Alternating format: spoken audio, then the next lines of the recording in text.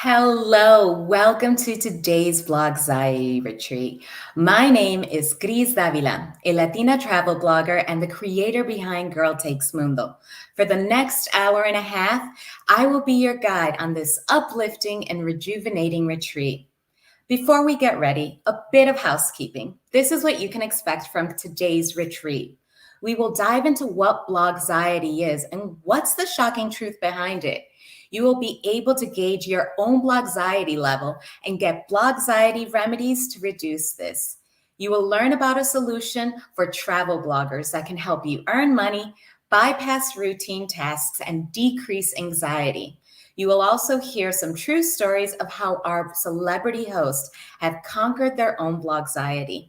There will also be an opportunity to ask them questions, so be sure to ask your questions and make some noise in the chat so that I can ask these in our Q&A portion for each speaker.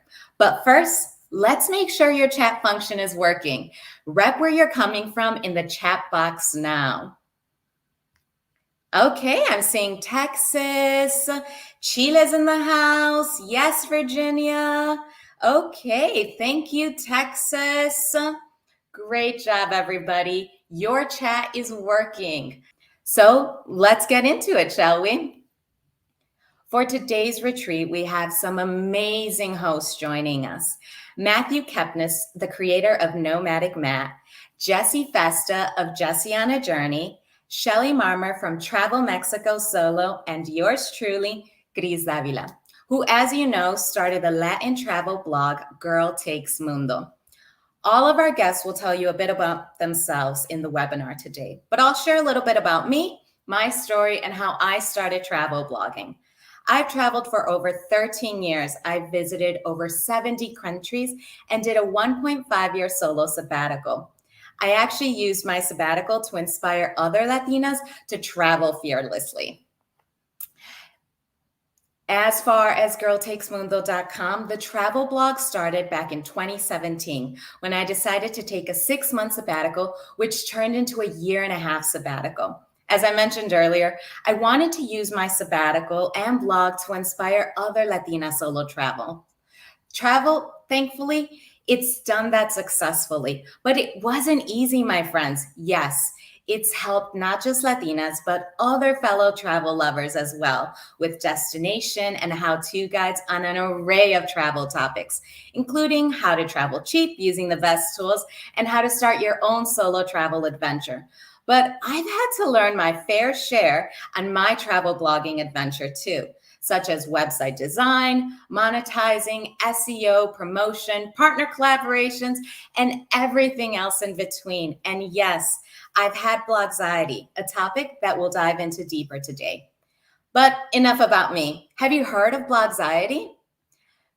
Beyonce gave us the term bootylicious, and thanks to Travelpayouts, a new term has been created that we all may be too familiar with, but we didn't have a name for it. Blogxiety. Stress and anxiety that related to running a blog, most commonly induced by that uncertainty in its future and its potential. We interviewed 1,000 travel bloggers, and what we found was really concerning.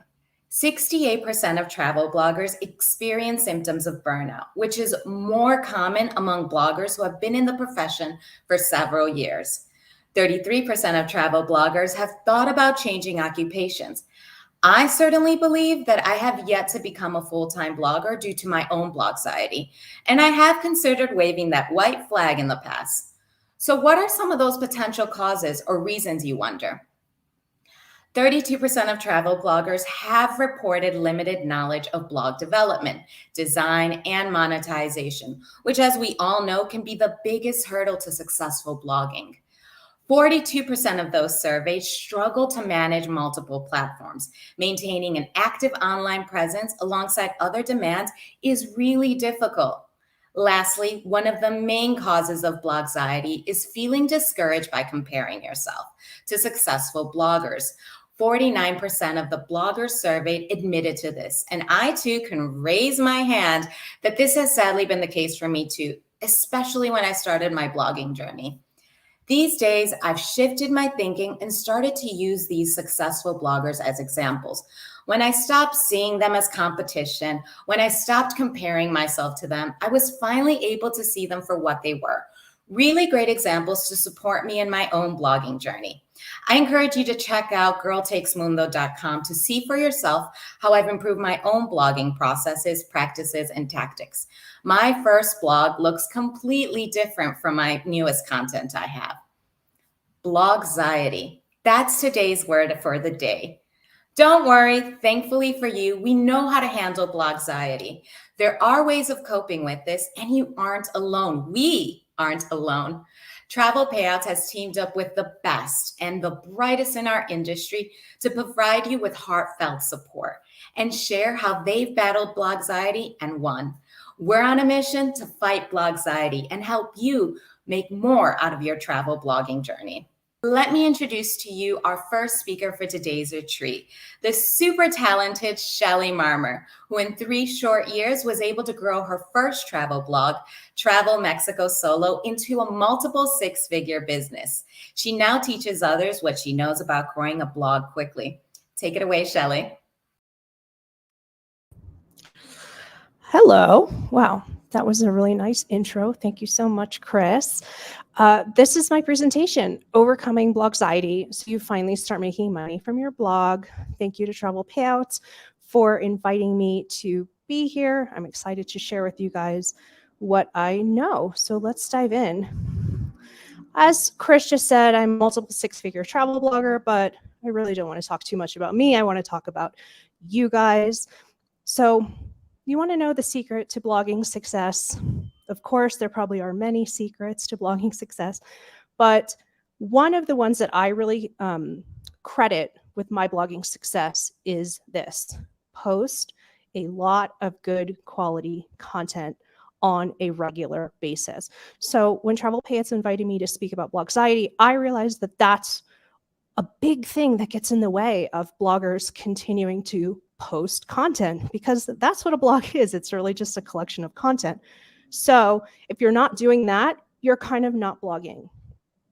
So what prevents bloggers from posting consistently? Of course, blogxiety. But that survey that was mentioned already from Travelpayouts breaks down exactly what different bloggers say contributes to their blogxiety. So that's what we're going to be talking about today. But I loved this. It's totally normal to feel blogxiety. I feel it. Every blogger feels it. 68% of travel bloggers say they experience symptoms of it. The only thing shocking to me about that number is that it's not 100%, truthfully. So you're not alone. I'm right there with you. So we're going to get into some of my secrets to consistent posting. And I'm saying this in spite of blogxiety. I'm not here to cure it for you. I can't do that. But we can keep working in spite of those feelings. We don't have to let those feelings of anxiety and blogxiety, let it be the end all, the be all end all. So here's what we're going to be talking about in the presentation: how to stop comparing yourself to other bloggers, social media, and why you might want to get off of it ASAP. That's a side note. How to overcome writer's block. These are taken directly from the Travelpayouts survey of responses from travel bloggers of what contributes to their blogxiety. So I was really inspired by that survey. So here's the first thing: comparing yourself to other bloggers. This was the #1 thing mentioned in the Travelpayouts survey that most people say is really, hindering them when they're seeing the success of others. And as Chris mentioned, you can use people's success as motivation. So in case you needed permission to not compare yourself to others, here's Oprah. This is an Oprah quote: "You don't have to do what everyone else is doing." So keep that in mind.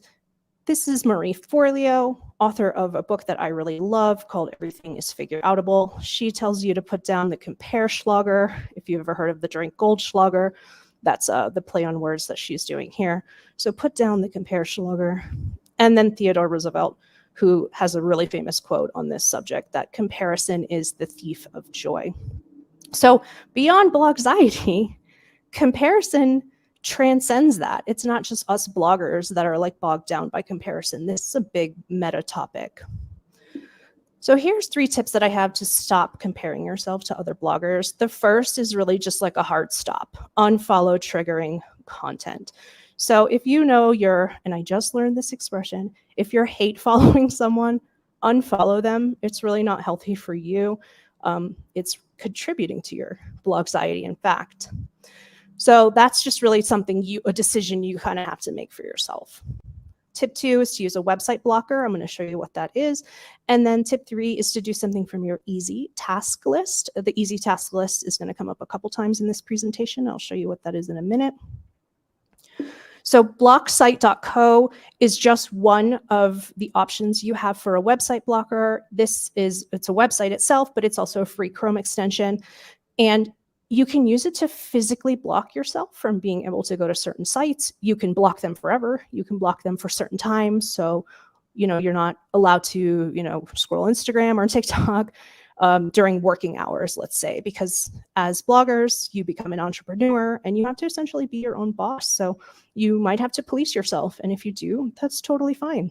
Someone didn't invent this Chrome extension because this isn't a problem a lot of people have. It's clearly something that affects a lot of people. So blogxiety.co is just one that I recommend. There's definitely others. So this is the easy task list. This is my easy task list. You can steal it, you can make your own. But these are things that are quick wins for me. So when I'm really not in the best headspace, I want to do something that's a quick win for myself so I can feel good quickly. So keyword research is something that I like to do. If you use key search like I do, they have that great function with lists. So you have your lists of keywords and you just, you have that list ready. So when you want to write a blog post, your keyword research is already done. You don't have to spend any time doing that. Tip 2, spell check your posts. That's a quick win. Do some alt text in the photos. I think that's a task that a lot of bloggers don't like doing, myself included, but I know it's a quick win when I actually do them. Do a collab post where you're just really writing a paragraph or two and getting a backlink from it. If you've never heard of this, there are Facebook groups for collab posts, and internal linking. It's really good practice for SEO, so a quick win for yourself. You can see here on this that there's a box to the left of keyword research and all the things on the list for you to actually put a check mark. This really does signal to your brain like a victory. You don't have to do anything as fancy as this. You could just literally write a list on a piece of paper and cross things off as you're done. But again, this signals a quick win to your brain.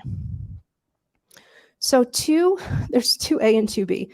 When I saw the Travelpayouts survey responses that said social media is a huge source of blogxiety, I wasn't really sure if people meant that that social media exists was what causes their anxiety, or that bloggers feeling like they have to do social media, have to manage multiple platforms. So I did a 2A and a 2B, so I can try to address both. This is the dopamine cycle. If you've never heard of it, this is not for me, this is from psychology. So what happens is you go onto social media, then you perform an action like writing a post or posting a photo. Then you wait for a reaction. And when that reaction comes, the reward center in your brain is triggered and the dopamine cycle completes. But what's the only way to then keep that momentum going? It's just to keep posting on social media. So you're kind of stuck in this cycle. I have 3 tips for breaking the cycle. The first one is literally deleting the apps from your phone or blogxiety.co, which I showed a couple slides back, that free Chrome extension. So you physically cannot go to the sites. Doing something from your easy task list, like I mentioned, putting a check mark next to something or crossing something off the list gives your brain that same hit of dopamine. And the third thing I want to show you is what's called the Pomodoro technique. If you've never heard of Pomodoro, I didn't make this up. This is a proven technique. It's a time management method where you work really, really focused for 25 minutes. And then you break that up with a 5-minute break. So if you're like, I have to check my social media, I don't care what you're saying. That's okay. Do your 25 minutes of work and then take your 5-minute social media break. I've seen other time divisions for Pomodoro, but what I've always heard is that this 25-5 is the most effective way to do it. So yeah, get your 25 minutes in and then take your 5-minute break. If that has to be social, then it has to be social and it's all good. So here's another free Chrome extension, Focus To Do. I love this one. You can see it has 5,875 star reviews, 500,000 users. So this is a big one, but there are plenty of Pomodoro timers that you can just add to your Chrome browser, or I think it works on other browsers too. And it's going to just do the timer for you. So you don't even have to think. You just hit a button when you're in your 25 minutes of work, and then it's going to alert you when you can take your 5-minute break. It's going to count that 5-minute break for you, and then it's going to reset. So great way to keep yourself on track. Tubi, I don't know if all bloggers know this, but you do not have to do social media. I'm a multi-6-figure blogger, and I do 0 social media. And when I tell people that, they're like, okay, but like what social media do you do? I'm like, no social media. I do the opposite of social media. I do no social media at all. So if you haven't already, take a step back and ask yourself, do I even need this? There are plenty of successful bloggers not using social media. It's not just me. So here's something I don't think a lot of people really think about, but this is why I encourage you to take that step back and ask yourself if you need it. As a blogger, I think you need one thing, and that's a blog, right? If we don't have a blog, we're probably not a blogger. But as an influencer, you need social media. So just, a good question to ask yourself, like, where do you fall in this? Are you trying to be a blogger, or are you trying to be an influencer? You can be trying to be both. That's totally also fine. But if you're a blogger and you're just like, I'm like me, I'm like, I am a blogger. I am not doing social. So all I need is my blog, just in case you weren't sure if you must do social. So this is also from the Travelpayouts survey. Writer's block was a big cause of Blogxiety for a good number of bloggers. So we're going to talk about that as our last topic in my presentation. So I started looking into writer's block, and I found this really great article on Inform ED. You can see the URL there at the bottom of the screen. It's called The Psychology of Writer's Block and How to Overcome It. One of the things that they say contributes to writer's block is self-criticism. And I thought that was so curious, because the first kind of topic in the presentation here was the comparison and, comparing your work to that of others, especially more successful bloggers. So I found this article really fascinating. I have 6 tips for you for unblocking your writer's block. This is my mantra when I'm blogging: progress, not perfection. There's no such thing as perfection. We're just trying to make some progress. So don't expect the world. Just expect yourself to get something done, and then you'll get something done. Tip 2 is stop trying to write. If you have writer's block that's just overwhelming, stop trying to write. Do something else. I recommend the easy task, or get up, go outside, take a walk, something like that. Make yourself a snack, maybe drink some water. Just stop trying to write for the minute. Like, stop putting that much pressure on yourself. Tip 3 is writing just the post outline. So you're not committing to writing an entire post. You're just doing the outline. So you're not actually writing, but you're still getting something done. So tip 4 is meditate and visualize yourself writing. You do not have to become a master yogi or anything here. Just literally close your eyes and picture yourself typing on the computer. It does trigger something in your brain, and it could help start the writing process. Another thing is called free writing, and it's where you're writing, in this case, in this example, you want to write anything but a blog post. So literally start writing gibberish if you want. Just put words on paper or type, doesn't really matter. Write about the worst day of your life. Write about the best meal of your life. Write about where you want to be in 5 years. Anything that's not the actual blog post that you're trying to write. So this can really start like flexing those muscles of writing, but not putting pressure on yourself to come up with an actual blog. And the last thing is what I call post topic clusters. I teach people about affiliate marketing. So this example, it comes from affiliate marketing. So let's say you have a post, and a lot of bloggers have these posts, even if you're not like actively affiliate marketing, but like best tours I'll use the example of Paris. Hotels also work in this example. So let's say you have a best tours in Paris post. Go into that post, take a look at the content that's in there. I'm going to assume if this is just a general post roundup for you, you probably have a food tour. You probably have a walking tour, a boat tour, a bike tour, a nighttime tour, like a really great day trip, maybe to wine country or something like, or one of the many France wine countries, and see if you can kind of take inspiration from content you've already made. So you're not really reinventing the wheel. So when you go into that post, I'm going to assume, yeah, you probably have 1 or 2 or more food tours in Paris. That's a huge thing in that city. So see if you can take what's already there and expand and make a standalone post on food tours in that city. So the good thing about affiliate marketing is that you're also making money along the way with these posts. So this is a really great tip on how to scale your income. So that is affiliate post topic clusters. If that sounded interesting to you, please head to travelblogging101.com. That's my blog about blogging. I have 5 blogs. It's hard to keep up sometimes. But the first thing you're going to be greeted with on that page is my freebie. And it's a video on the 5 best affiliate marketing programs for travel bloggers. If you haven't started affiliate marketing yet, it's a great way to start. And yours for free. So that was my presentation. I am definitely here to answer you guys' Q's. I got your A's. And yeah, feel free to ask for anything for clarification from this, blogging tips, whatever you need. I am here for you. So thank you for listening. Ladies and gentlemen, put your virtual hands together for Shelley. Yay. Thank you so much, Shelley, the blogging guru who just enlightened us with your incredible strategies so that we can keep working in spite of Blogxiety. There's so much that you said that I am ready to also apply. It's time to unleash our curiosity and get your questions answered by Shelley, who will take your blogging game to the next level. So let's start. So you began your presentation with advice on the importance of stopping the comparison to other successful bloggers. However, we also know it's essential to keep an eye on competitors to produce unique content and stand out from them. How do you find that right balance? Honestly, it's just a conscious choice. Sometimes I'm like, you have to see your friends. These are my friends, and I have to be like, okay, well, it's where I need these people in my life too for my sanity. So like sometimes they're going to be outranking me, sometimes I'm going to be outranking them.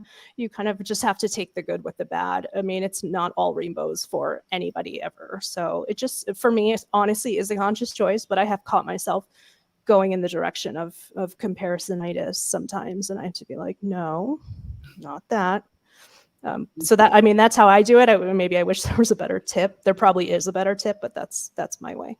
No, I definitely agree with you. You definitely can find yourself comparing, and it is one of those conscious, like for me, they are great examples. Sure. Yeah. But it's normal. I mean, that's also really helpful to keep in perspective. It's normal. We're humans. We all have the same emotions, and it's normal to compare, and you just have to kind of put it in its right place. Absolutely. And do you believe that specific writing schedules or routines can help prevent writer's block? I guess that works for some people. I mean, if that works for you, like go all in on that. Yeah, like, I mean, I left the 9-to-5 world, so I don't have to live like that. So for me, that's a hard no. But if that works for you, then go for it. Yeah. Perfect.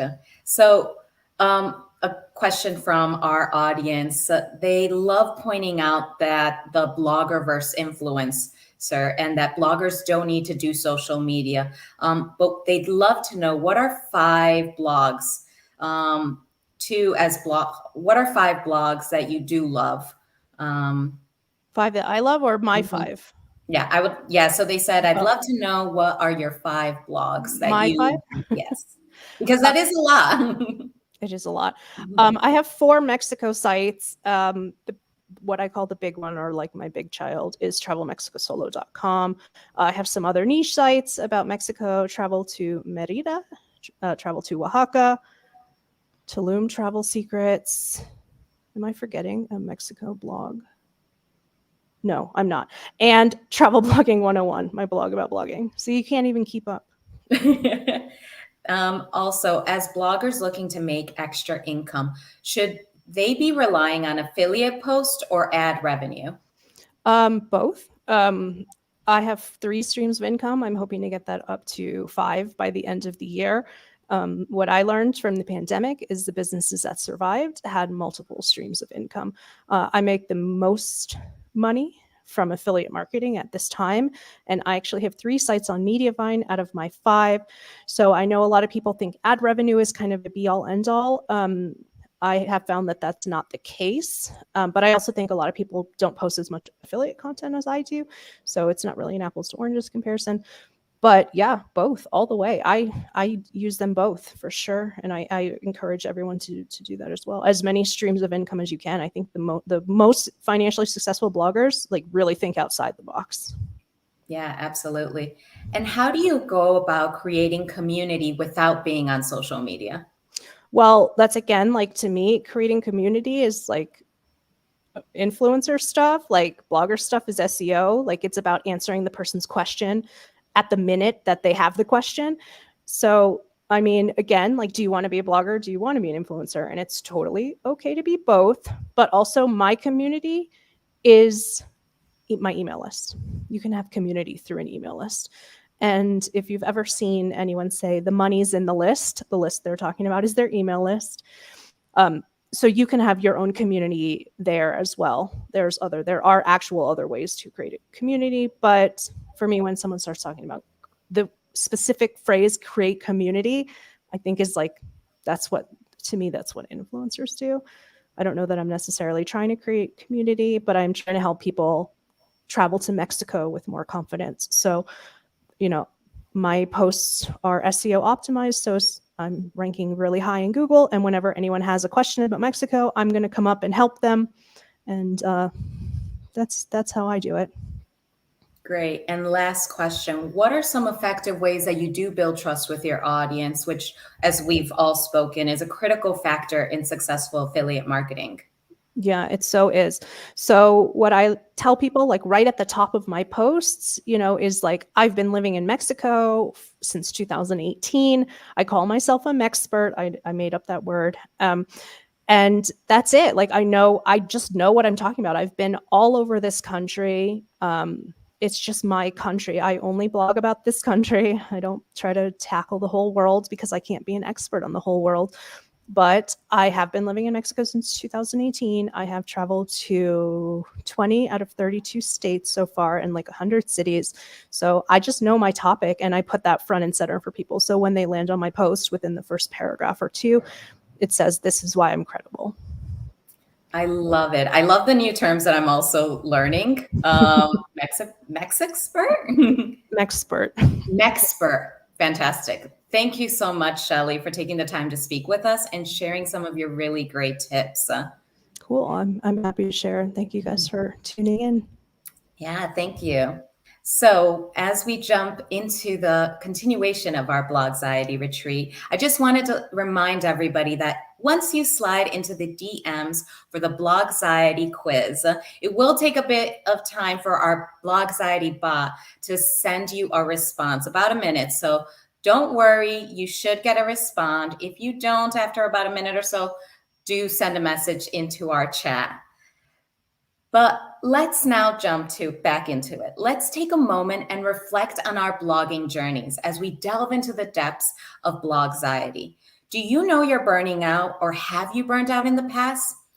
It can be tough to know if that's exactly what you're feeling. Flick Taylor, the burnout coach, writer, and podcaster of Everyday Burnout Conversations, has shed light on the often overlooked issue of burnout and is helping content creators like us manage our Blogxiety. With her help, we put together a Blogxiety self-test to the most common signs of Blogxiety.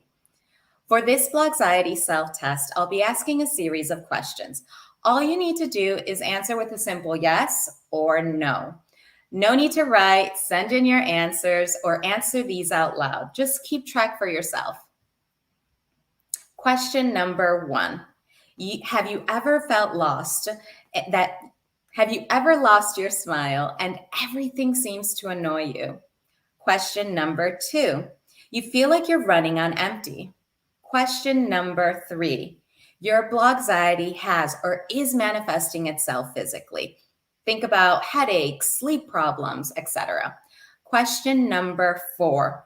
Depersonalization has arrived in town. Now I'll repeat all these questions from the beginning. Take a deep breath and revisit your answers. Remember that there's no right or wrong, just an exploration of your collective blogxiety. 1. Have you ever lost your smile and everything seems to annoy you? 2. You feel like you're running on empty.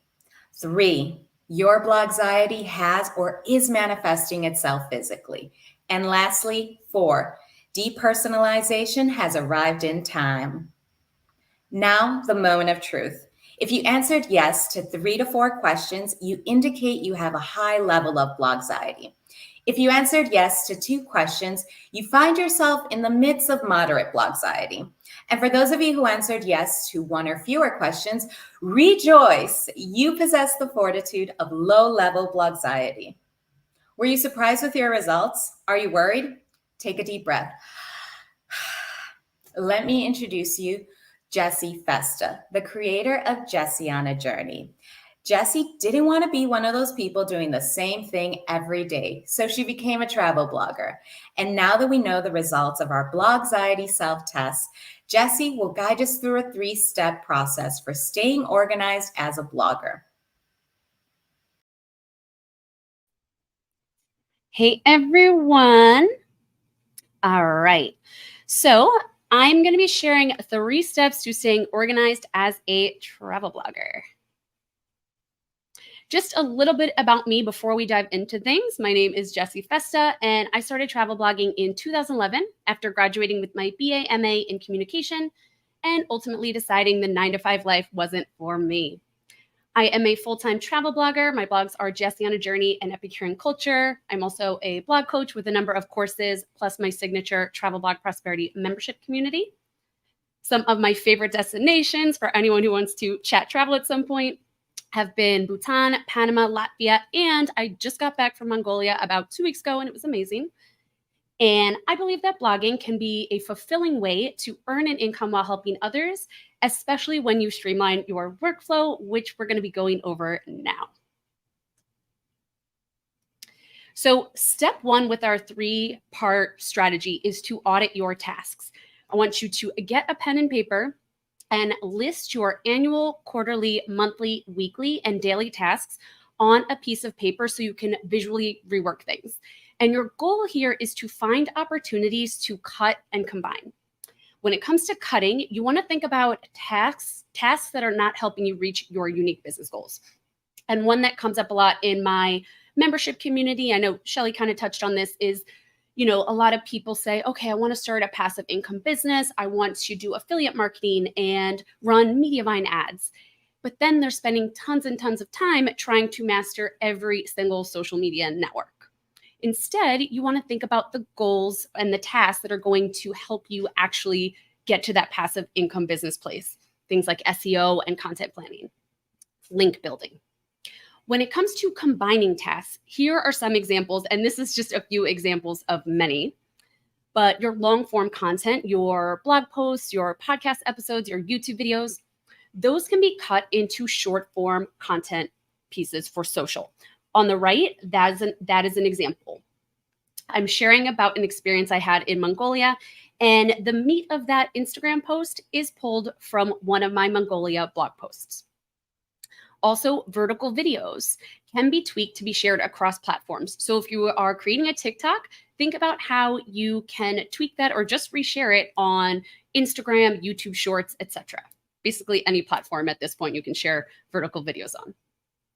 Also, the audio from your YouTube videos can be used for your podcast. I know many people at this point actually do video podcasts where they are recording themselves for YouTube, and then that audio is the podcast audio. You also, in step 2, want to streamline to save time. So you want to look at your remaining tasks on your list and consider what you can automate, meaning how can you make these things happen automatically? So a few ideas here. You want to make sure that you are letting people know about your opt-in freebies and your free resources automatically. There are plugins, for example, that can make it so that in your blog posts, your opt-in freebie callouts are automatically populating. Additionally, on social media, you can use things like AI chatbots. You can say, hey, for access to my free travel photography cheat sheet, say cheat sheet in the comments. And what it will do is take the conversation into the DMs where they will get a link to the cheat sheet. Also, onboarding new email subscribers and customers. You want to make sure that you have an automated email sequence already set up. If we look at the screenshot on the right, you see that is my free 5-day profitable blogging email course. That is streamlining things and automating in one, because basically the free email course is the opt-in freebie, but it's also the automated welcome sequence that people are automatically getting these emails. Also, sales. Yes, you're going to have your launch events. You're going to have certain like product promotions that you're emailing your list about, but you also want to think about evergreen sales funnels. For example, let's say someone grabs your opt-in freebie and then they're taken to a thank you page. And maybe on that thank you page, you promote a limited time offer. If you purchase in the next 15 minutes, you'll get a big discount on this product. That's a simple example of a sales funnel that's automatically happening in the back end. Having this set up can help you make sales every single day. Also, sharing new blog posts. Yes, you'll probably, email your list and share on Facebook and things like that about your new content, but you could also do something like set up push notifications where people can opt into your push notifications and then they'll be automatically told when your new content publishes. So these are just a few ideas of automation. You also want to prep for success. So a few ways to do this.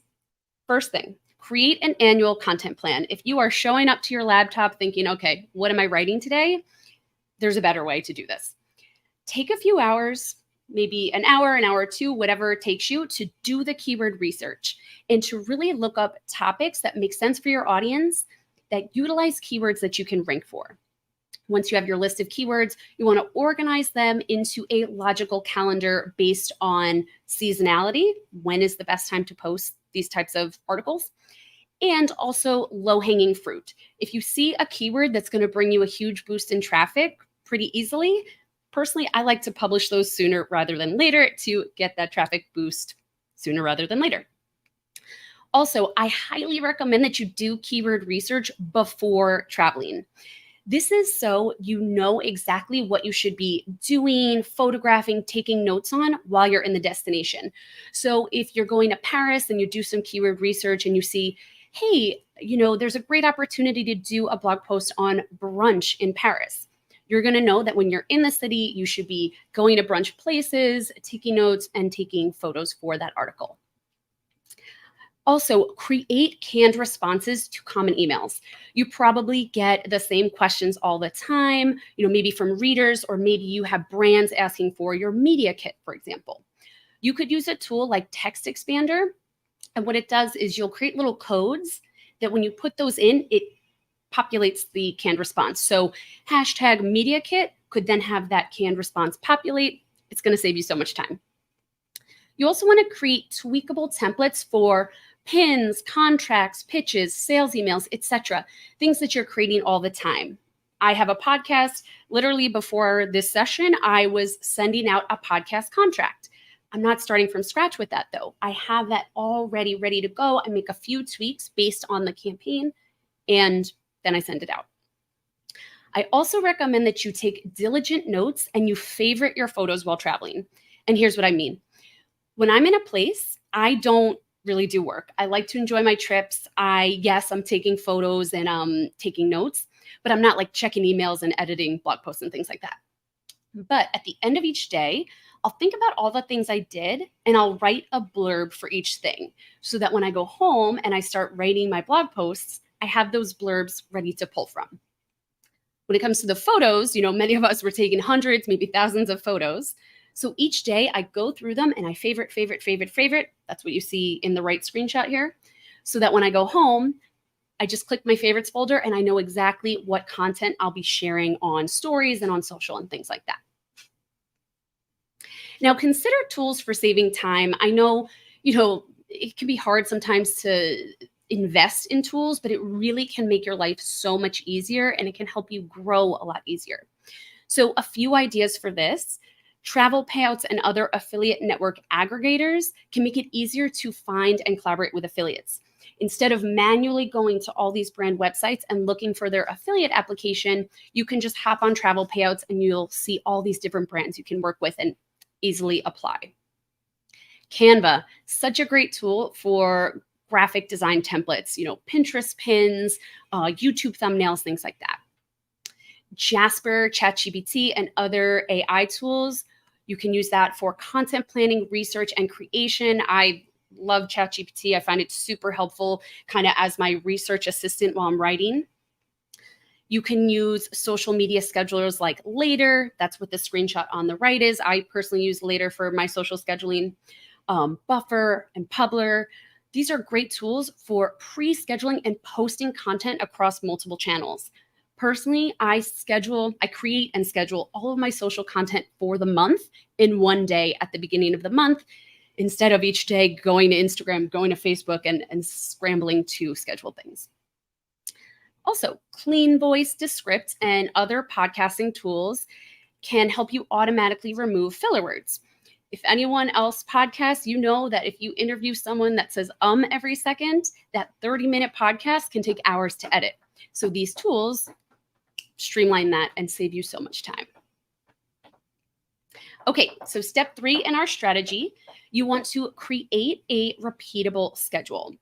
And this schedule should be based on your own unique business goals. So I'm going to show you how I do it now. How you do it might be a little bit different. I break up my month into 4 weekly sprints. Content and outreach, blogging, reaching out to brands and bloggers I might want to work with, etc. Week 2, promo planning, and we'll come back to that one. Week 3 is getting all the content for my Travel Blog Prosperity membership ready for the next month. And then week 4 is overflow, things that I didn't get to. Now, going back to promo planning. In my planner, I have a key in the back. It's basically a piece of scrap paper where I have every month of the year listed out and a big focus for that month listed for each. So these should be things related to growing your traffic, community, and income. For me, these are often things like course launches or taking part in product bundles as a contributor and affiliate, or speaking at summits like this one where I have to, get content together. It could be things like creating an opt-in freebie if you don't have that, or putting together a sales funnel, or maybe if you haven't updated your old content, going back and doing that to help give you a traffic boost. Again, you want to think about your own unique goals, and that's what you will be putting in these spaces. Now, I also recommend, as another bonus tip, that you work in batches and you time block. So batching refers to grouping similar tasks to get into a flow state and work more efficiently. A personal example of this would be podcast scheduling. When I'm creating a new season of my podcast, I am scripting all the episodes one week, recording one week, editing one week, and then writing, all the show notes and scheduling the next week. I'm working in batches in that way. Time blocking refers to scheduling similar tasks into time slots that are visually blocked off on your calendar. You can see an example on the right. And if you're new to this idea, there's an article that I linked in the slide, asana.com/resources/what-is-time-blocking. A lot of great info there, but you're going to have specific tasks mapped out on your calendar. You'll know, okay, I'm giving myself 2 hours today to blog, and then I'm moving on to the next. It helps you get things done more efficiently. Okay, let's do a little recap and action plan. Step 1, you want to audit your current tasks and projects to cut and combine where possible. Step 2, with the remaining tasks, consider how you can automate and streamline to save time, including with helpful tools. Step 3, you want to create a repeatable workflow for yourself and consider how you can work in batches and time block to be more efficient. And step 4, you want to schedule your workflow into your organizer of choice. Maybe that's a paper planner or a digital time management tool like Asana or Trello, something else, a mix of both, whatever works for you. Now, I do have a free gift for everyone. It's a free travel blogger resource library. There are 50 plus resources, all meant to help you grow your traffic, community, and income. And there are a bunch of resources meant to help you save time. The one I think most people will be interested in is the content creation and promotion workflow Trello board. Done for you. You can just copy it into your own Trello. I've got workflows for creating a morning routine and things like that. So it's jessieonajourney.com/free-blogging-printables, or I have a QR code right there. 1 second. All right, so now I can take some questions. My email, if we don't get to your question, is jessie@jessieonajourney.com. I'm basically Jessie on a Journey on all the socials. I do have a Facebook group, the Travel Creator Community, where you can network with other bloggers. My YouTube channel is Make Money Travel Blogging with Jessie on a Journey. And finally, the podcast I mentioned a few times is the Profitable Travel Blogger Podcast.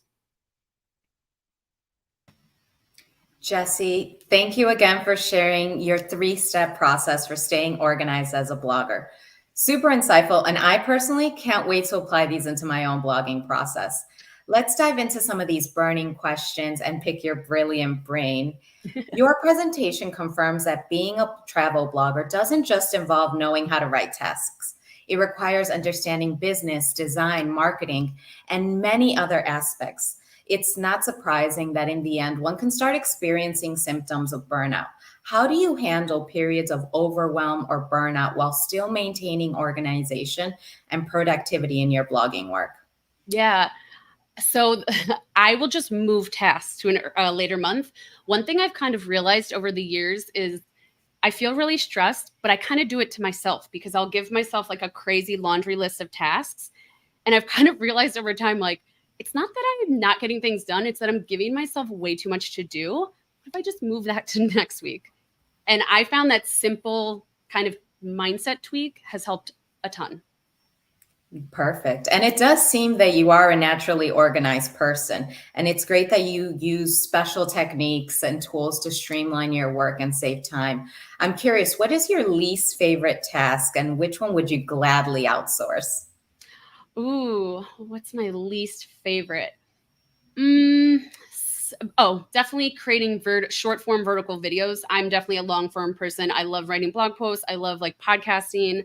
I don't do long form YouTube a ton. I would if I had more time.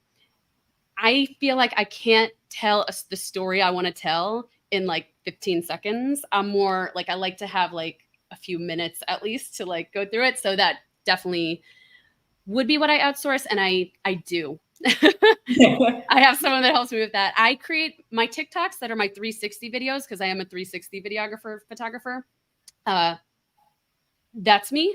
But like when it's the short clips together, I have someone that helps me with that because I get really bogged down with that. One of our attendees said, having a keyword set ready and traveling accordingly once in a destination, wouldn't that affect the real essence of traveling? Well, you're still going to have the trip that you want. And I would say, I wouldn't do the brunch post unless that's something you're interested in and something you would cover. You want to think about keywords that are related to what you're covering, which should be what you're interested in anyway. Personally, I always create, for example, a solo female travel guide to everywhere I go, which is a natural keyword for what I'm naturally doing. I'm traveling solo and I'm going to share what I'm also experiencing. But when you're covering a place, it's good to have a few posts on that. So along with maybe having that solo travel guide, family travel guide, itinerary guide, things to do guide, whatever that is for you, you want to have some other posts that are going to support that topic. So that could be the things like brunch. For me, it wouldn't necessarily be brunch, but it would be hiking, adventure stuff, things like that. Yeah, so similar to the clusters that Shelley was talking about earlier. Exactly. I call them pillars, clusters. There's so many words for, yeah. Absolutely. And how do you handle those unexpected changes in your travel plans or itinerary while maintaining organization and productivity in your blogging work? Oh, I think those can lead to stories in themselves, right? Like if something unexpected happens, it's not that you can't also kind of think about other stories you might write after, because part of travel is the spontaneity. You can't plan for everything. But I do think it's good to do a mix. I like to go into a trip having an idea of what I'll cover, so that when I get home, if I see, oh man, there's a great keyword here for Paris brunches, and I didn't go to brunch once. I ate in, Starbucks every morning. So it just helps you get organized. But of course, those mishaps or unexpected things can lead to amazing stories. Sometimes maybe they don't fit on your blog, but you could use those for social media too. Yeah, really great. And for me, I always see it as we plan for our travel on the things that we want to do. Our audience also does the same. So we're kind of doing the same. Yeah. And then if you wanted to start all over again, what would you focus on first? SEO, 100%. I know we were kind of talking about it before. I always say grab all your social depending on your goals, I'll say, because we were talking about like the influencer versus blogger thing. Mm-hmm. If you are someone who wants to grow your traffic so that you could do the affiliate marketing and the ads and really have that passive income, grab your social media handles so that no one else can take them. Maybe certain channels you won't start for a long time. I have a tour business as well. I do like photo tours. On my Twitter, I pinned a comment that just says, we don't tweet, follow us on Instagram, so that people know I'm not out of business. But grab all those handles so that no one takes them, and then really dive into the SEO stuff, maybe Pinterest and things that are going to grow your traffic if that's what you want to do. But yeah, I would have definitely not shied away from SEO for, I think a lot of people do in the beginning because it's a lot. It's a lot for your mind to understand, but it can really help you grow a lot faster and easier. Absolutely. And last question for today. How do you know when it's time to hire someone? I'm trying to think. I have hired a lot of people, when you need help with that thing, but I think the other piece of it is you need to be having some income, or maybe you have a savings that you're working with. Personally, I like to have income rolling in. I'll give an example. I'm thinking how I want to say this. I am a Mediavine publisher. I get a lot of money monthly from Mediavine. I'm so thankful for it. I know that the more content I create, the more I can kind of increase that revenue stream. So I feel really good hiring writers because I know that money that I'm making, I'm reinvesting it in a way. That's not the only way to look at hiring, but that's kind of how I personally approach it. It's like, okay, I'm making money. I have money to reinvest. These are the areas that I know reinvesting will help me grow even more. Does that make sense? Absolutely. Thanks, Jessie. I think that we can all agree this was very useful. Oh, thank you. Thank you for having me. Now get ready, fellow travel bloggers, as we welcome Dima Shitev to our retreat stage.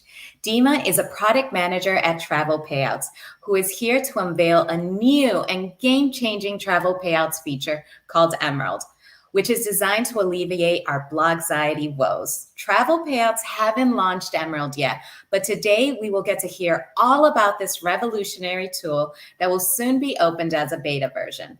During Dima's talk, don't forget to ask any questions to him about Emerald in the chat. Dima will answer a few of these live and the rest of them in the chat. Dima, ready when you are. Yep. Thank you, Chris. Hello, everyone. I'm Dima Shitev, a product manager at Travelpayouts, and I'm really thrilled to be here today discussing the critical topic of burnout among travel bloggers. And it's great to finally see this issue getting the attention it deserves. Let's remember, travel bloggers don't have to suffer in silence anymore. So, actually, many of our team members have personal experience as travel bloggers as well. It means we truly understand the challenges you face, including the Blogxiety problem. This first-hand knowledge drives our product development and fuels our ideas to the new tools and features. So, following the results of our study, burnout coach, author, and podcaster Flick Taylor highlighted that delegating can be a potential solution for the burnout. You can hire somebody, for example, a virtual assistant, but we know that it may not always be the right thing for everyone. So, why not make the solution affordable and accessible to everyone by using the power of the artificial intelligence? That's why today I'm super excited to open up what we've been working on recently. Travelpayouts Emerald is an AI-powered product that monetizes your travel content in just a few clicks. Our goal is to free you from your tedious and mundane tasks, to simplify the process of monetizing your blog. And as much important is to allow you to focus on your true passions, like travel and creativity. So, what exactly can Emerald do? Acting as a smart virtual assistant, it carefully analyzes your blog and automatically adds the best fit affiliate tools where they are most likely to generate profit. As a result, the tool gives you the best chance for the highest income, while also freeing up your time to do things you really enjoy, like traveling, like discovering, and creating. Emerald also has exclusive tools to drive conversions. For example, these interactive tooltips. Emerald adds them to the affiliate links, so your readers won't have to leave your article to see details about the exact tour, hotel, car rental, or any other product on the brand site. This saves the traffic and increases the likelihood of conversion to purchase. Emerald also adds call-out with the most relevant travel brands for the article. We call it a recommendation block. The third feature of Emerald is AI-based analytics. Emerald provides insights on the performance of the content. So you can make decisions on actionable steps to improve the performance and make content more relevant to the readers. Well, basically just tells you what really works well and what can be improved, and tells you how to do it. We in Travelpayouts believe that Emerald can take the hassle out of monetizing your travel blog to increase conversions, sales, and overall revenue generated.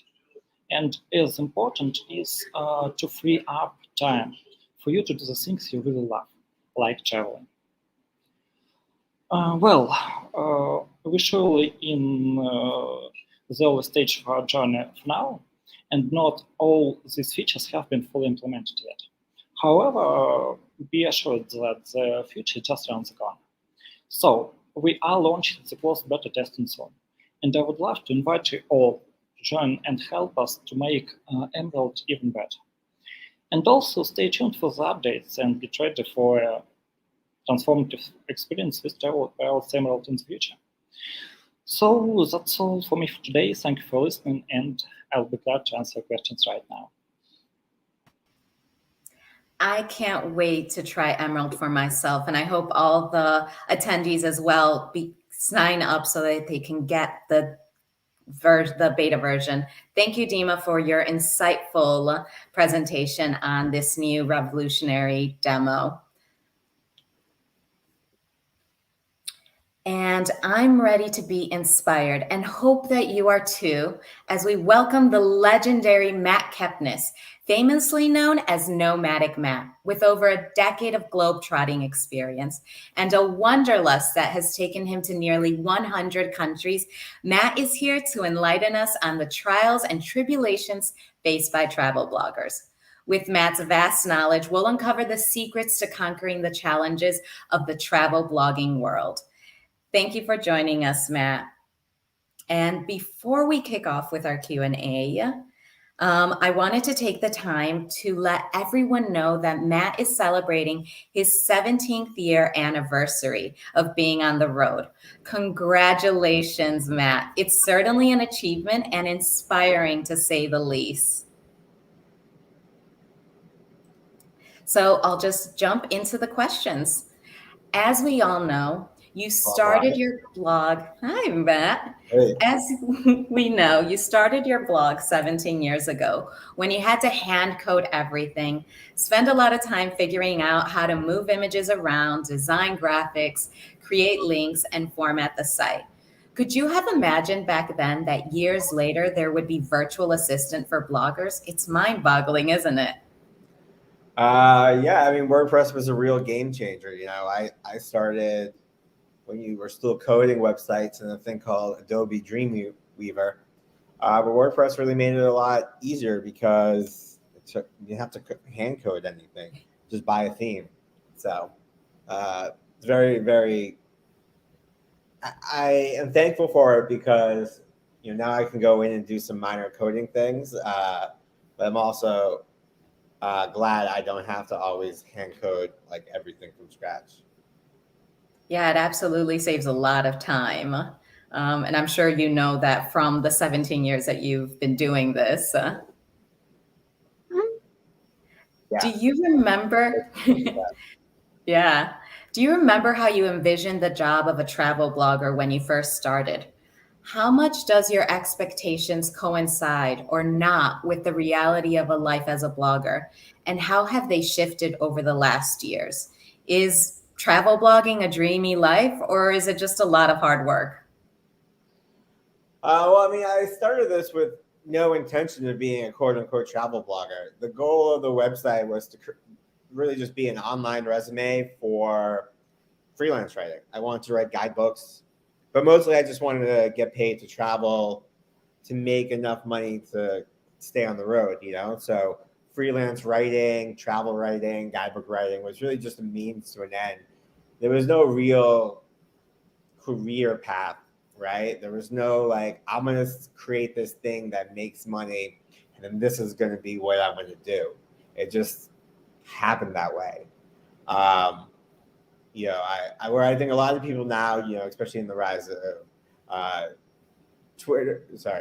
TikTok and Instagram, you know, they want to be an influencer, right? They set out with that goal of making money online, but back then that nobody even thought about that. It was just, you know, it was just kind of like luck. You did it, you know, you did it more for fun than anything else.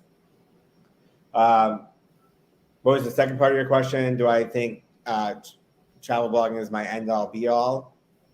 Yeah, do you think like travel blogging is a dreamy life, or do you think it's just a lot of hard work?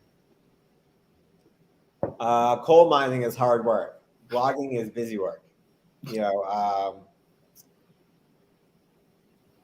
there's a lot of work that goes involved in, you know, maintaining social platforms and writing and updating and SEO. And, you know, I mean, you make one TikTok, it takes like 2 hours, right? But like, I wouldn't say it's like hard work, right? You know, but I think, you know, people oversell the amount of work that gets involved. I mean, tons of people have courses and programs, and I was like, live your best life.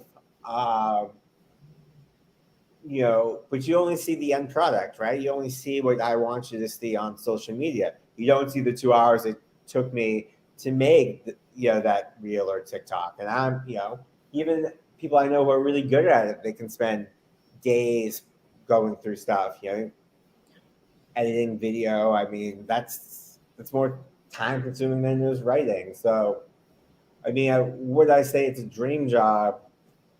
I mean, there's certainly worse jobs in the world, right? But, you know, it's no job is as good as you imagine it to be. Every job is work, even the ones you love. Yeah, absolutely. And I definitely agree that you can be a busybody, especially being a travel blogger. What does it mean for you to run a business as a blogger? And how should one start making affiliate commissions, preferably quickly? It seems like you've got many income streams funding your business. Can you name a few? You know, we do affiliates, products, ebooks, ad revenue, speaking gigs, webinars, tours. I read regular books. I do consulting. So it runs the gambit, but a lot of that grows over time, right? You know, it's very easy for people to just be like, I'm going to whip up a how to make money course and then sell it to people. But in the end, that's a law of diminishing returns. You run out of people to sell with, and then, well, you know, you have to find something new. And then really you're only making money by selling people a course. So I feel like those kinds of stuff, that one comes later. In the beginning, you know, you really want to focus on creating an audience. You don't monetize a website, you monetize readers. So you really need people to buy whatever it is you're selling, right? Click on links, buy your ebook, buy a course, buy tours from you, there's a million ways to skin that cat. But I would say put links in from day one. I mean, even if you only have 6 readers for the first year, well, maybe one of them will click a link. $1 is better than no dollars. But yeah, I mean, back in the day, you might say like, oh, wait a little bit, but people are so used now to ads and everything being an affiliate link and being sold online that it's not so weird to just be like, I make a commission. It's kind of expected. Yeah, absolutely. So your audience expects you to get that back. Yeah, especially if you're providing content that's helping them to travel and know what to expect when they are in these various destinations. In my opinion, and other respondents would agree, one of the most serious problems is social media overload. And we've heard about this multiple times during today's Blogxiety retreat. You have to keep up with news, bloggers, new locations, blog ideas, and several ever-growing social media platforms. What do you recommend to new bloggers to do to keep up? I gotta say that this camera inverses everything. So like my left is my right and my right is my left here, and it's really confusing me. I think it's really easy when you feel that you have to be everywhere, but also who says you have to be everywhere, right? I mean, I'm not really on video.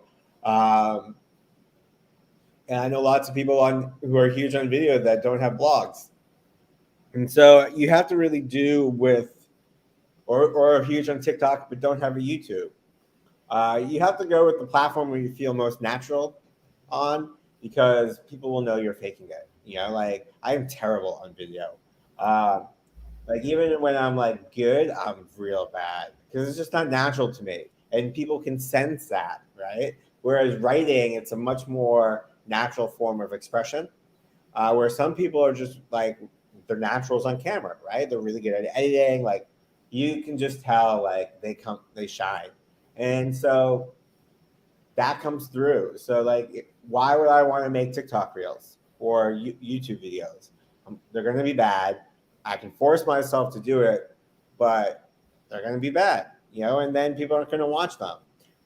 So don't feel like you have to be on every platform just because, it exists. Do the platform you love. I like Instagram. And that's the one I kind of focus on.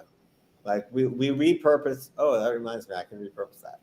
We repurpose stuff to TikTok from Instagram. I just remembered to post my reel from yesterday. I have a lot of reels I can put on TikTok. Ask my social person about that. But like, I don't really care about TikTok.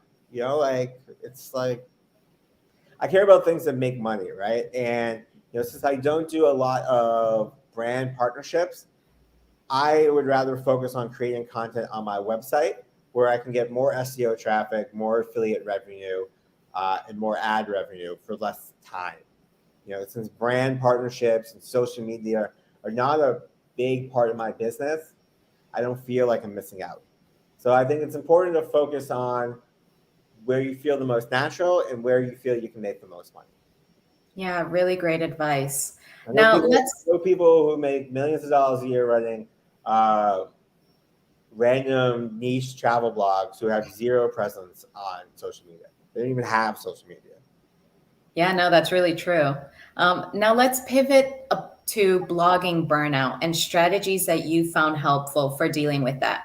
Our research found that one of the most pertinent challenges is feeling discouraged when comparing yourself to more successful bloggers.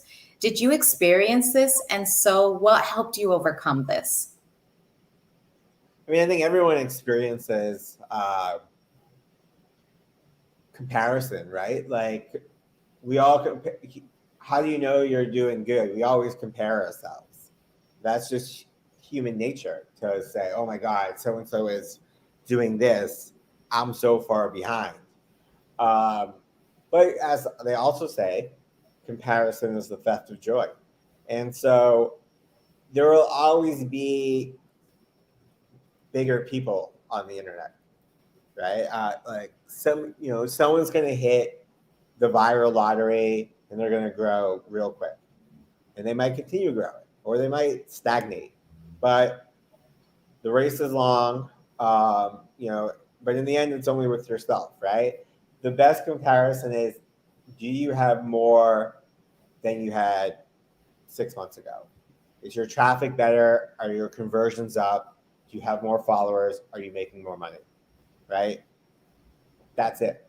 If your metrics are going down, then there's a problem. But if your metrics are going up, who cares if they're relatively going up slower than somebody else? Or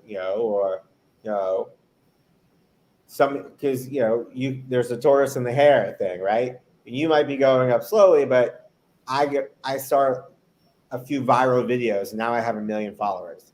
But then I'm like not as successful and I just stagnate, whereas you keep going up. It's much better to just build a little bit at a time than anything else. And so like, I don't really care what other people do. I care about what my numbers do. Like, I don't care if some other bloggers, like 2 seconds of me is like, this person's video went viral and my reel only got 100,000 views. Fuck, But like at the end, but then I move on, and then I'm looking at like our Google numbers. I'm like, okay, it went up this month. Like, let's do, or it went down. Figure out why it went down. I'm more concerned about my own shit than someone else's shit. Yeah, it makes sense. Ultimately, the work that you do will bring you income, and comparing yourself doesn't do anything to help with your income. Yeah, it's just a distraction, Yeah. We have a question from one of our attendees. They said they launched their blog in 2007. As a travel blogger, I'm conflicted recommending international travel when we are negatively contributing to climate change, in their personal opinion. Thoughts? To exist is to contribute to climate change. I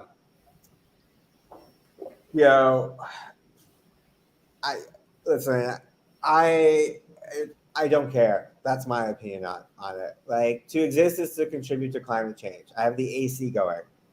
My computer is filled with rare earth metals that were mined by some, in terrible working conditions, right? Same as this person's computer. I think you should do stuff.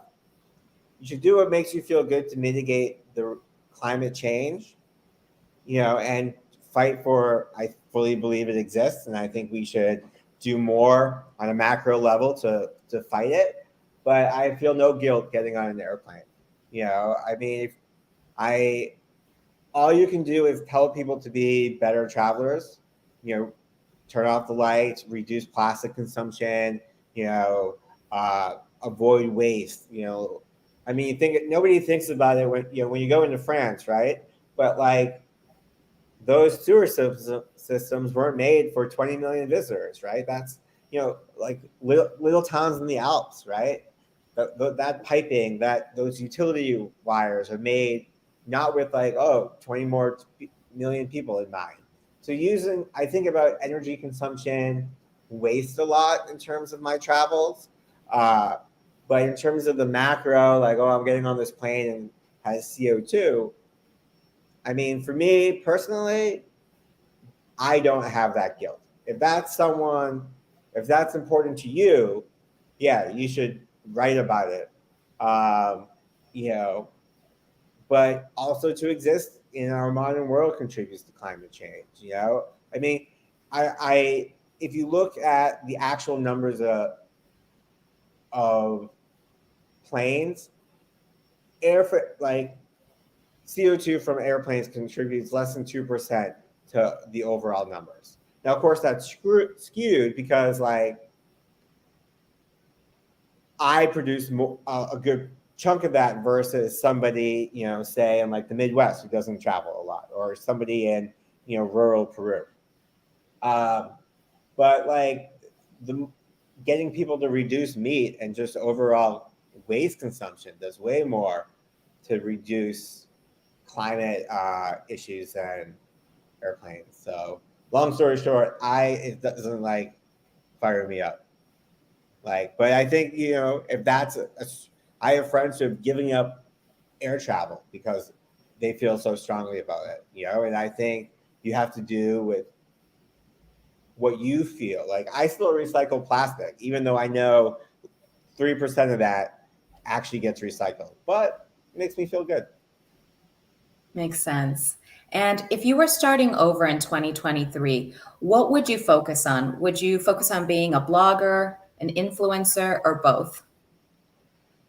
You know, whatever you want to call yourself is really the same thing. You know, I mean, I hate the word influencer because it has such negative connotations, and like, I think it's kind of an egotistical thing to say, right? Does, you know, and also, I said this at a talk in London, it doesn't actually describe what you do, right?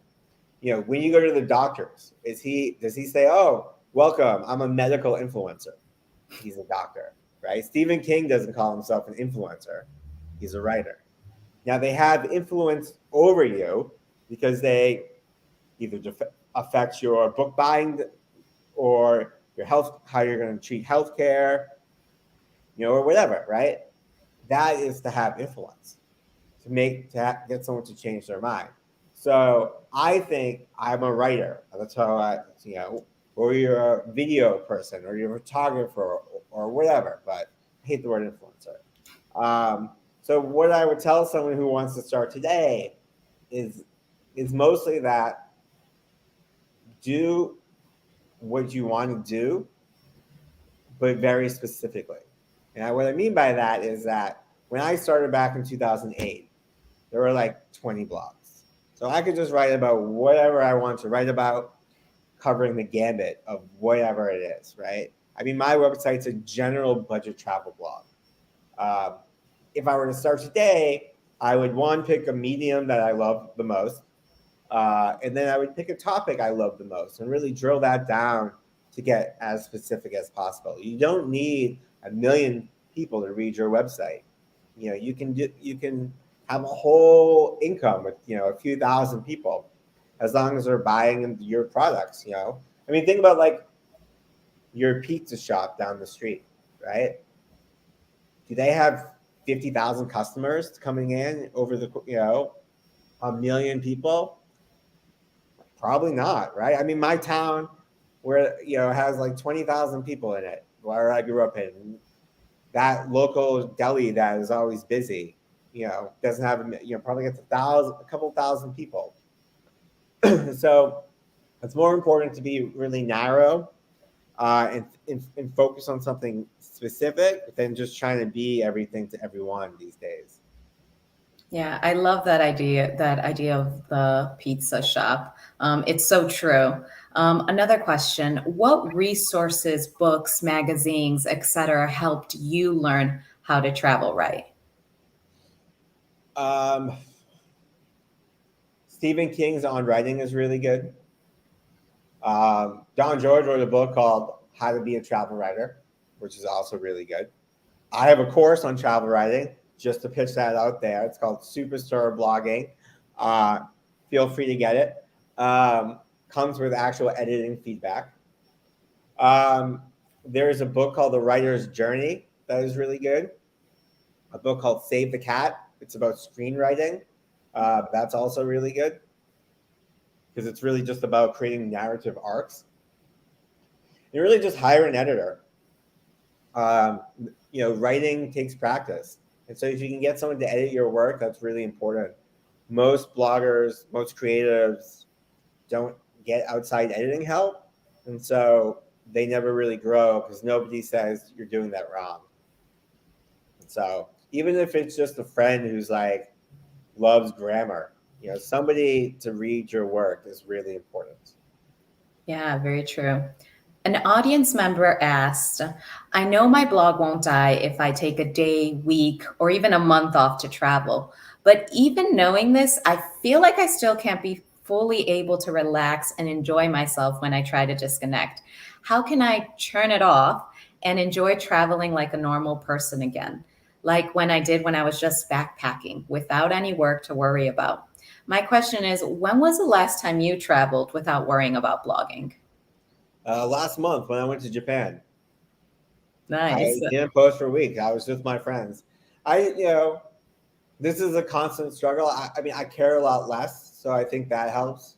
After 15 years, I just don't care as much. And so this was definitely a struggle where I always felt I had to be on. And there are days where I'm like, oh, I got to get content. But I don't post in real time. So I think that's something you can do is if you're not posting in real time, there's less of pressure to post now, right? So say you're going to Japan next month, right? Well, you can schedule content while you're there, right? And so while you're there, you just you take your pictures and, take your notes. And then when you come home, then, you catch up to it. And so you still have the content for later, but you don't feel the pressure to post in real time because you kind of have stuff scheduled. And again, nobody cares. Like, I think this is really important. People need to learn. Nobody cares about you. We all feel that we have that main character syndrome.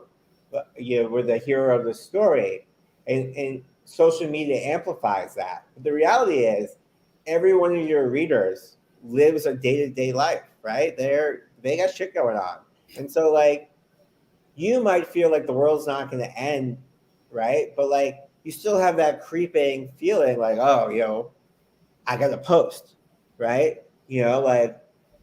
Because one, you're comparing yourself to others. So you feel like if you don't post, you're going to lose out to some other creator.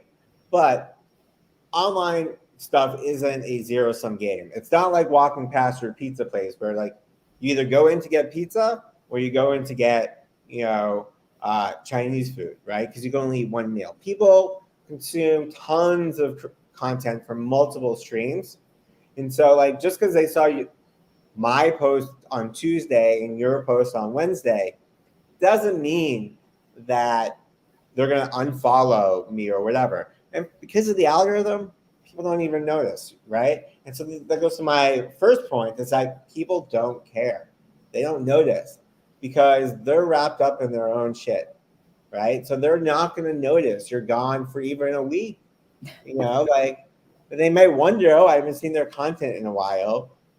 And, and maybe they search it out, but like they want you to live your own life, right? So like once you realize people don't care that you're not posting, you feel less pressure to post, because you realize, because like, remember, everybody is like yourself, right?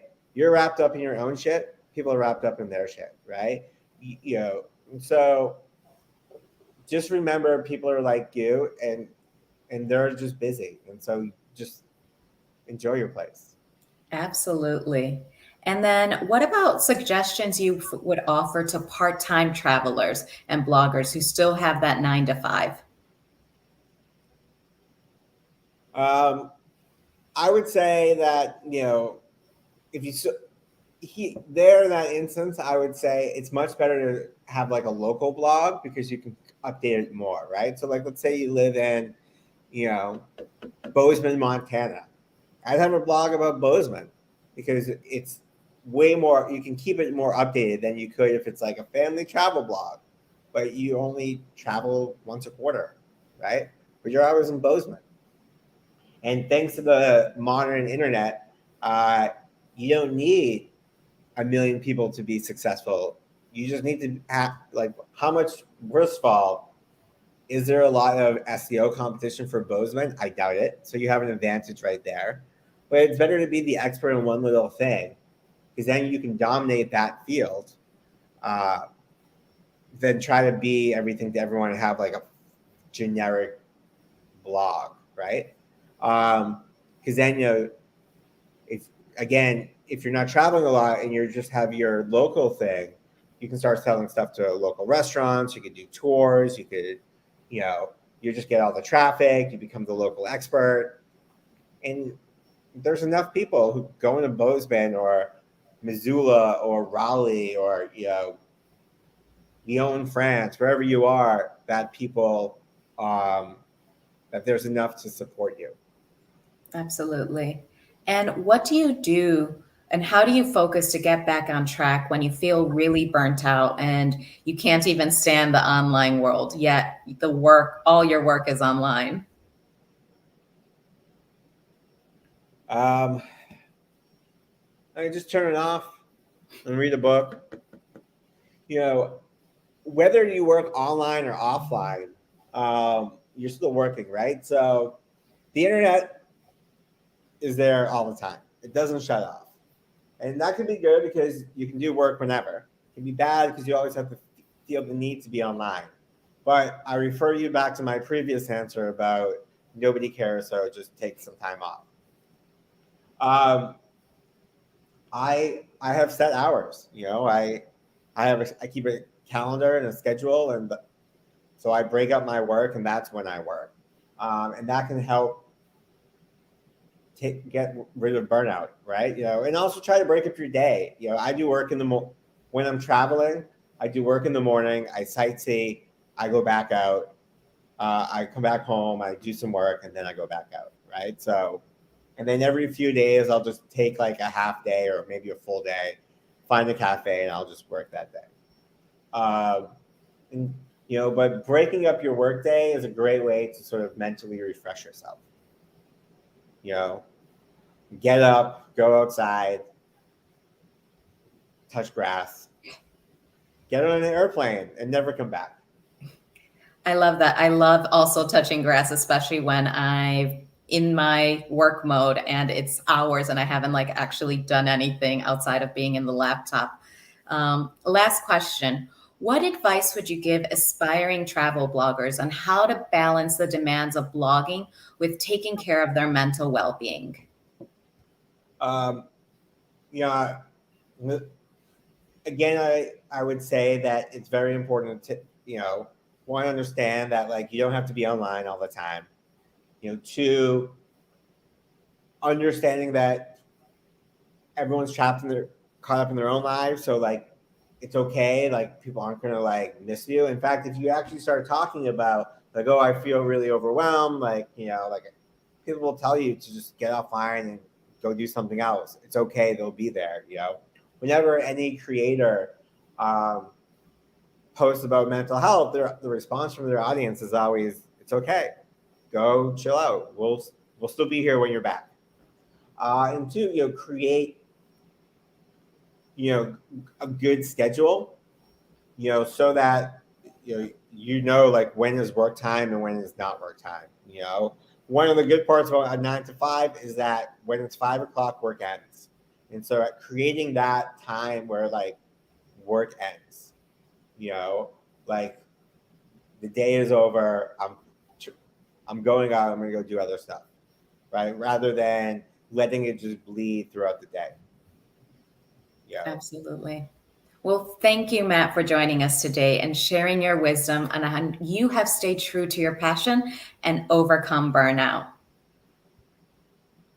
I hope so. Well, thank you for having me. No, you absolutely did. Thank you so much, Matt. So, to effectively battle blogxiety, recognize and confront it early on, avoiding triggers that lead to self-comparison, and implement strategies like doing easy tasks, the Pomodoro technique, Shelley's tips for writer's block, and cut, combine, and automate tasks too. Additionally, utilize time-saving tools, establish a repetitive workflow, and schedule this. Embrace the freedom to make mistakes and take breaks when needed rather than suffering in silence. Remember, blogxiety is a shared experience, and acknowledging it is the first step toward conquering it. Embrace your fellow travel bloggers, support one another, and don't quit your passion. Take care of yourself to avoid blogxiety. I want to encourage everyone to join the conversation using the hashtag blogxiety. As we all know, blogging can be a lonely endeavor, but it doesn't have to be. Let's start by talking about the other side of blogging. Share our stories and connect with fellow bloggers who understand the journey. Together, we can overcome these challenges, maintain motivation, passion, and celebrate the successes as we navigate this blogging adventure. Who's with me? Before we start to wrap up, don't forget to sign up for Emerald Beta to help solve your blogger affiliate linking problems. You still have time to ask questions about Emerald as well in our chat, and we will email you more about it. Hostess with the mostest, Travelpayouts, a travel partnership platform that helps travel bloggers like yourself monetize their content by recommending trusted travel brands to their audience. If you haven't signed up yet already, be sure to sign up and discover the many ways you can start monetizing your content today. Once again, a big round of applause to our amazing bloggers who have already helped us deal with Blogxiety and provided us with some really useful tools to overcome this stress and anxiety. If you have any additional questions for them or myself, be sure to slide into our DMs or email us. My Instagram or social media handle is GirlTakesMundo. Follow us and we'd be more than happy to continue that conversation. Lastly, an even bigger round of applause to you for joining us today in this rejuvenating retreat. Namaste and have a lovely rest of your day.